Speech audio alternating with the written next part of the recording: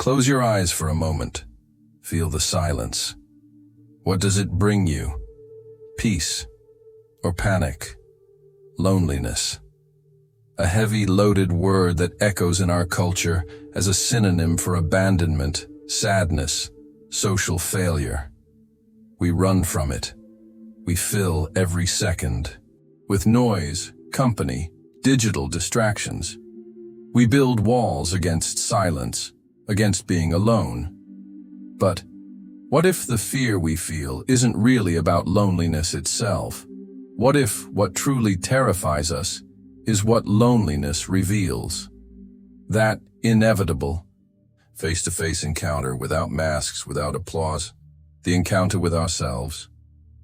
What happens when the noise stops and the only company left is your own? What emerges from that apparent emptiness?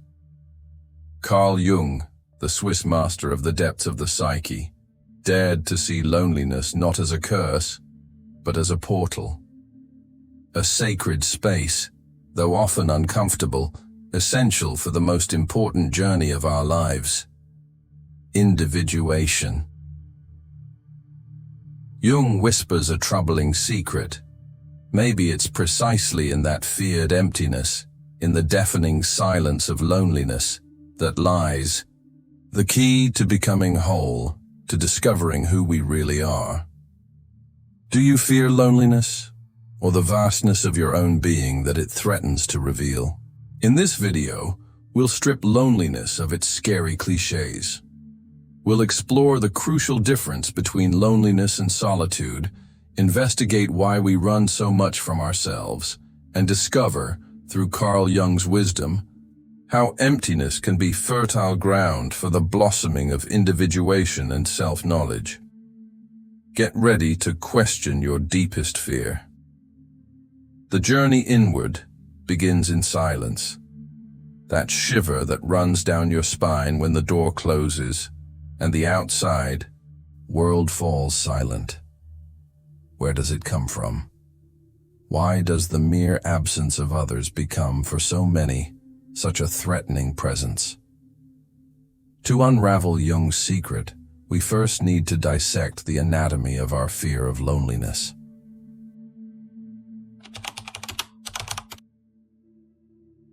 Our aversion to loneliness runs deep.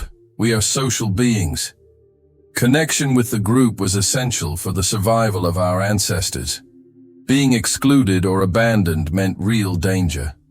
That ancient fear of isolation still pulses in our collective unconscious. But modern society has amplified and distorted this fear.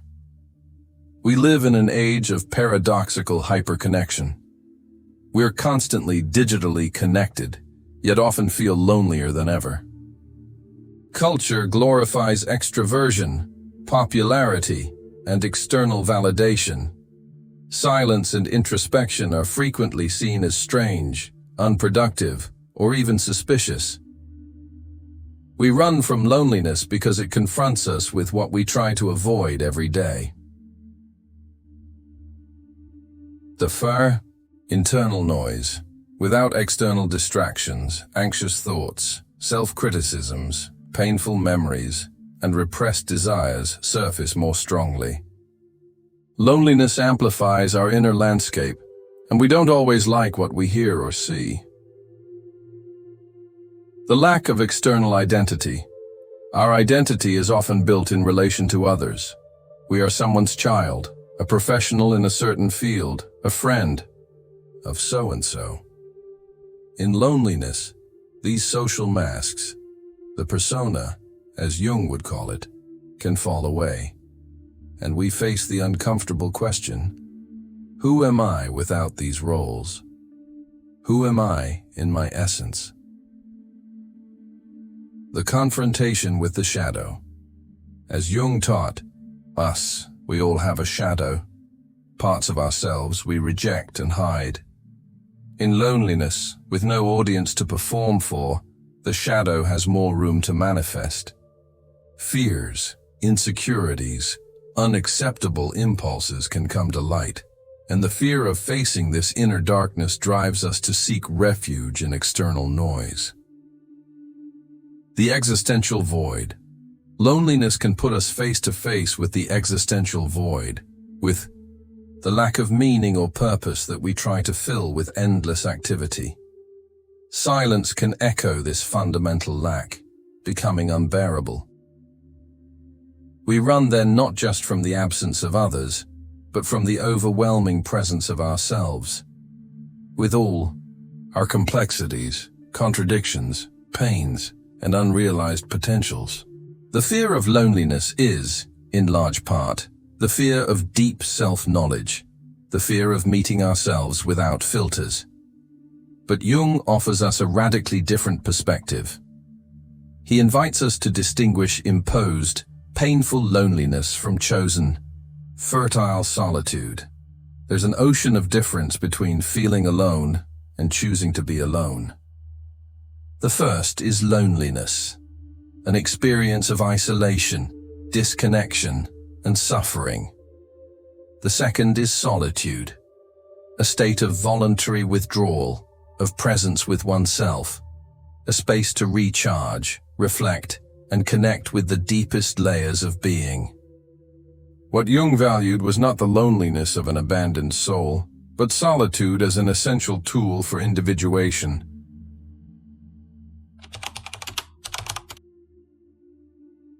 Carl Jung saw individuation as the central process of psychological life, the journey to become a whole, unique, and conscious individual, integrating the opposites within ourselves, conscious and unconscious, masculine and feminine, light and shadow.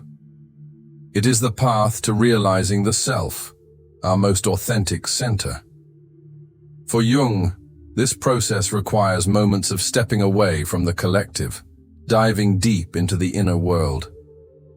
Solitude is not an end in itself, but an indispensable means to hear the inner voice. Amid the constant noise of the external world and others' opinions, it's difficult to hear the subtle voice of the self, our inner compass. Solitude creates the necessary silence for intuitions, dreams, and synchronicities, Jung's meaningful coincidences, to be noticed and understood. It is in solitude that we begin to discern our unique vocation, our personal path of individuation. Confront and integrate the shadow. As mentioned, the shadow emerges more easily in the absence of distractions. Solitude offers a safe, though challenging space to observe our negative patterns, recognize projections, and begin the work of accepting and integrating these rejected aspects. Without this confrontation, individuation remains incomplete, and we remain hostage to unconscious impulses. Differentiate from the collective. We live immersed in collective norms, expectations, and values. Individuation demands a process of differentiation, questioning what has been passively absorbed, discovering our own values, developing critical and autonomous thinking. Solitude allows the necessary distance to evaluate what truly belongs to us and what belongs to the masses. Cultivate the relationship with the unconscious. Jung believed a healthy relationship with the unconscious was vital. Solitude is the ideal moment for practices that facilitate this dialogue. Dream analysis, active imagination, a Jungian technique of dialogue with internal figures, therapeutic writing, meditation. It is through this dialogue that we find resources, insights, and the energy needed for transformation. Recharge, psychic energy. Constant social contact, especially for more introverted profiles, a concept popularized by Jung, can be exhausting. Solitude functions as a recharge period where psychic energy can be restored and redirected toward inner growth, rather than constantly spent on external interactions. Therefore, the fear should not be of solitude itself, but perhaps of the intensity of the inner work it enables. The encounter with oneself in solitude can be uncomfortable, bringing up pain and conflict. But it is in this confrontation that the potential for healing and growth resides. To flee solitude is to flee individuation itself. This journey inward, this dive into solitude to find oneself. Does it call to you? If exploring the depths of the psyche, guided by thinkers like Carl Jung, feeds your soul and your quest for self-knowledge, I invite you to subscribe to Fragments of the Soul. Here, we continue to navigate these complex territories, seeking not easy answers but understanding and transformation. Click the button and join us on this journey of individuation. But how do we transform the fear of loneliness into an openness to fertile solitude? How do we navigate this inner space without drowning in the void or discomfort? Jung didn't provide a step-by-step manual, but his work points to essential attitudes and practices. Embracing solitude as a path to individuation doesn't mean becoming a hermit or rejecting relationships. It means intentionally cultivating moments of withdrawal and learning to be present with oneself in a constructive way. How can we do this?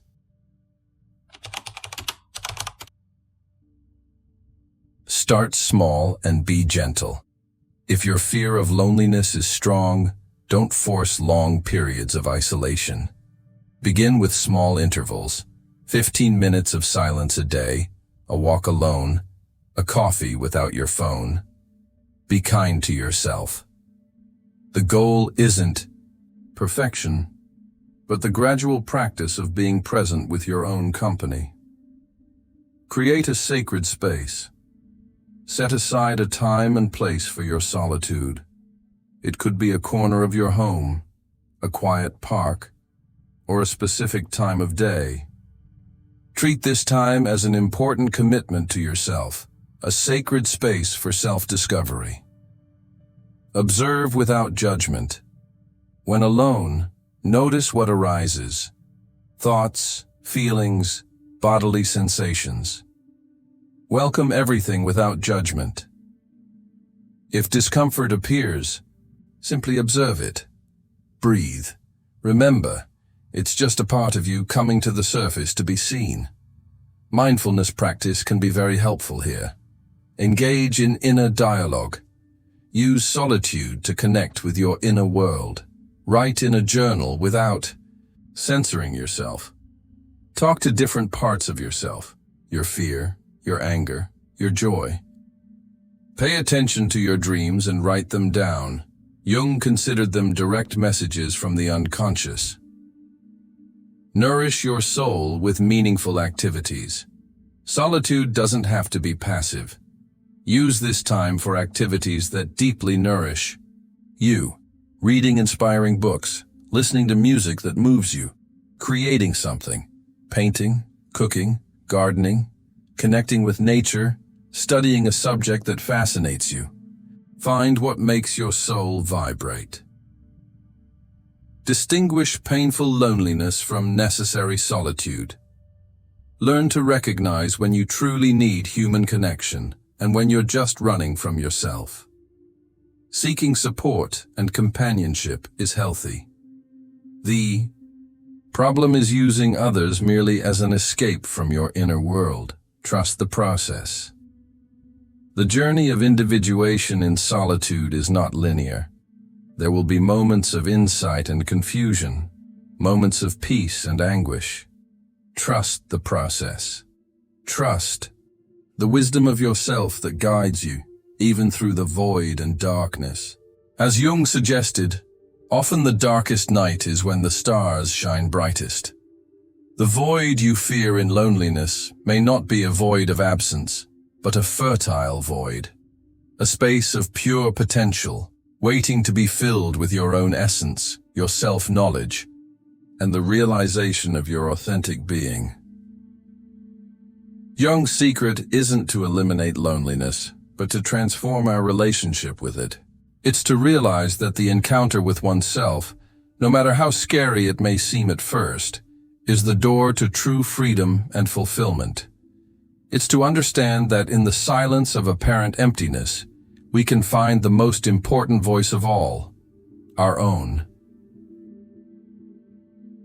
Do you fear loneliness? Or do you fear the vastness within you, waiting to be discovered in the silence?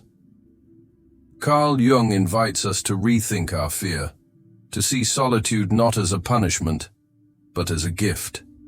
The gift of time and space to become who we truly are. The journey of individuation largely unfolds in this intimate dialogue, this encounter with oneself that solitude makes possible. The void stops being threatening and becomes the womb where our soul can nurture its most authentic form. Don't run away anymore. Don't fill every space with noise. Dare to be alone. Dare to listen to the silence. Dare to find yourself in the apparent emptiness. There you may discover you were never truly alone because you carried the entire universe inside you. The fear of loneliness might just be the gateway to the deepest self-knowledge. Do you have the courage to walk through it? How does loneliness show up in your life? Are you able to transform it into creative solitude? Share your experience and insights in the comments. And if this exploration of loneliness, individuation, and the wisdom of Carl Jung resonated with you, subscribe to Fragments of the Soul so we can continue this journey of inner discovery together. Thank you for your presence, even from afar.